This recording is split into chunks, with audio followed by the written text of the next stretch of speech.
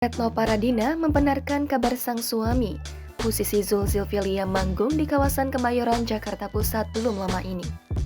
Akan tetapi, panggung Zul Zilfilia bukan pekerjaan profesional, melainkan mengisi kegiatan atau acara yang digelar oleh Kementerian Hukum dan HAM. Selama 4 tahun mendekam di penjara, Retno Paradina menyebut Zul Zilfilia sudah 3 kali dipercaya untuk mengisi acara Kemenkumham di berbagai daerah.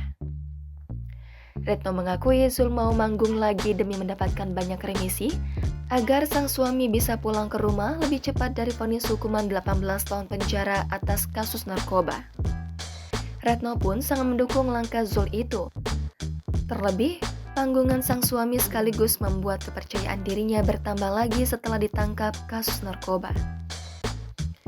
Meski kerap mendampingi pelantun SCTRI itu manggung di berbagai acara lapas, Retno mengaku tak banyak bicara tentang kehidupan keduanya karena satu dan lain hal. Mengenai kebebasan Zul Zilfilia, Retno pun tak tahu kapan sang suami akan pulang. Hanya saja dalam waktu dekat keluarganya mengurusi proses pengajuan cuti bersyarat atau bebas bersyarat.